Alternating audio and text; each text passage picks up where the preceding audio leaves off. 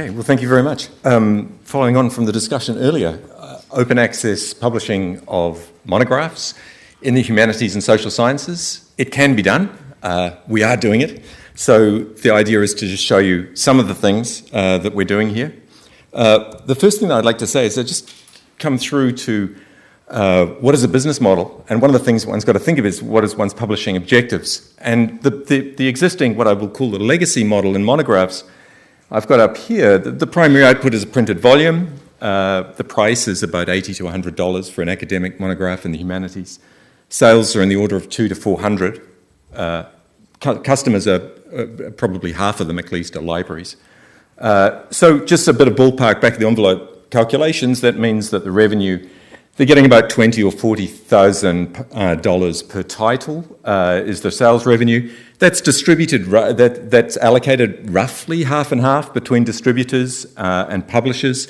Quite often in monographs, you have to pay a discount of 40 or 50% to the distributor to actually distribute the works for you. And some distributors, especially library distributors, do much better than that because they charge libraries twice the price, the retail price of the book, and take a much bigger cut than that.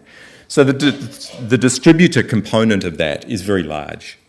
Just want to point that out as part of the process. And this is a successful business model. As we heard before, there's more monographs being published than ever before. This is fantastic. There is no crisis in humanities publishing of books. Except that nobody gets to read them. So the crisis is that this is a model which completely fails. 200 to 400 people, there's that many people in the room here. Instead of writing the monograph, I'll just give you a talk about my research. I mean, this is a completely failed model if your objective is to disseminate knowledge. So I think we've got to be aware of that, and that was the reason why we set up, was to say, look, we've got some different objectives. We'd like people to actually read the work. That's a start. So we'd like to maximize the readership of the work. We'd like people to engage with the work a little bit, especially in humanities and social sciences. We'd like people to actually say, actually, this has something to do with society. Let's engage with this. And we'd also like to bring in some innovative products. Think about what else we can do other than a printed work. And that's completely also failing from the legacy model, which is a printed work that just sits on a desk somewhere. Our business model is to break even. Yeah, we're a non-profit organisation. We're a regulated non-profit. We just got to break even. The easiest way to do that is to have no costs. So we really, really, really want to minimise costs. And then we've got to scamper for money to cover what's left over. And so our business model is quite often called a freemium model for reasons, but actually it's a magpie model. We want money from wherever we can get it. Yeah, because we've got to cover the costs. That's the process. So just very quickly, what's happened there? Just because there was this discussion about monograph, let me just quickly tell you. So this is us. We've published just over 60 monographs now in the humanities and social sciences. We've got people like Noam Chomsky on one side. We've got people like start-out PhD students on the other. So it's a broad range. It's rigorously peer-reviewed. Let me say it again, rigorously peer-reviewed. We have peer reviewers. They tell us what they think. If they don't like it, we say it's gone. If they do like it, we publish, irrespective of whether we think we'll make any money on it. The point is to get humanities and social science research out there and being read, rather than think, is that going to cover our costs? Okay.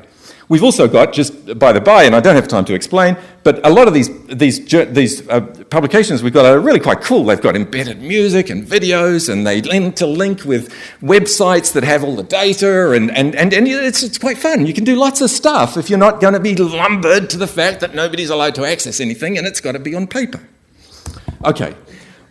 What do? This is where the freemium bit comes in. We've got, as you see, free-to-read PDFs and free-to-read HTML editions, so you just click on there and you go to them. But we want to make some money to cover our costs, and we do so by selling printed works, paperback and hardback editions, but we also sell typically, not always, but we typically sell formatted digital editions such as PDFs, EPUBs, and MOBIs. And most people in the room will know that if you've got the free HTML, you have to just zip it, and you've got a free EPUB, and they're CC BY, so anybody could do that for you anyway and allocate it. Doesn't matter. Yeah, that's not a problem. What we want is to make things easy so that if people want to pay us, welcome, you can pay us. So what happens? let me first think about dissemination. Here's the number of readers that we get. So one of the things that also I think is important to stress, it's not just good enough to make, open access monograph, let's make a PDF freely available on a website. Yeah, that's not going to get anywhere. What you've got to do is make some effort to get it out to lots of different places so that people can find it as well. So here's the number of readers that we've been getting year on year for the last few years, and we've got lots of different channels from which people can access them. So the bottom one then in that sort of brownie colour is Google Books. That's clearly an important source and is throughout. But then that sort of greeny thing is our own PDF reader. We've got a purpley thing there, which is our HTML reader. We've got an orangey thing there, which is Open Edition, which we heard earlier.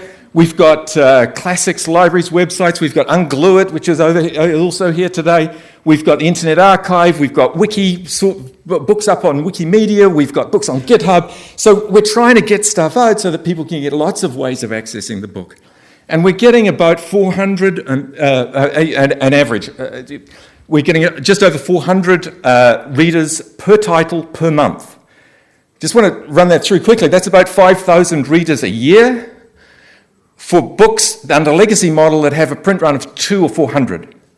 So we're getting the same number of readers, or at least people opening our books, as sales. We're getting that per month, the sales of the book in the lifetime.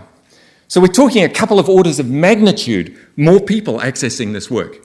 Okay, how am I going for time? I've got to keep going. 1.5 minutes. Goodness me, I haven't got anywhere yet. So that's where it is. Half our readers are the UK and the US. Lots of readers elsewhere, 207 countries. Our most accessed work is a work on oral literature in Africa, and the country that accesses it most is Kenya. Here are our costs. Yeah, our costs last year for the last 12 months were $190,000. I put it all in dollars, although we're in Britain, so it's in pounds, but I thought dollars would be easier. And we can break that down. We had 18 titles, so it cost us just over $10,000 if we gave all the books away as well. A quarter of that is just printing costs to get the books out because we're selling them. £1,000 is distribution. £1,000. That's an order of magnitude less than the distribution under the legacy models.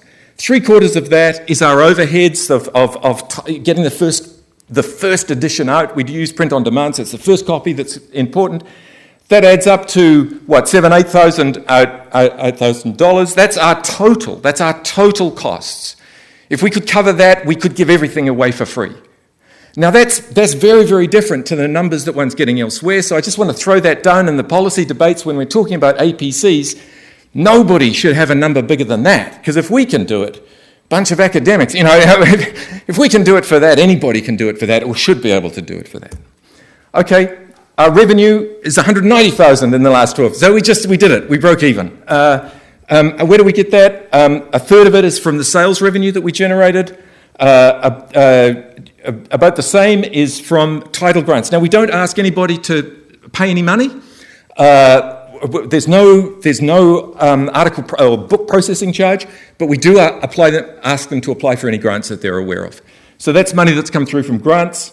We've started up a library membership scheme where libraries can join, become members of and support our program, which I won't have time to talk about, and we get a few grants specifically to OBP as well. So there's our breakdown there. Our sales, very quickly, if you want to just look at that sales component, the bulk of the sales are with the paperback. About a quarter of them are ebooks, and the big one in that is Kindle. So one of the biggest deliverer of ebooks for us is Amazon. And hardback about 10%. As far as revenue is concerned, of course, hardback is quite nice, and of course that slide doesn't show, but it's clearly a bigger slice. Ebooks are less, paperbacks roughly the same. And we've just started a library membership scheme for libraries to come along and support us.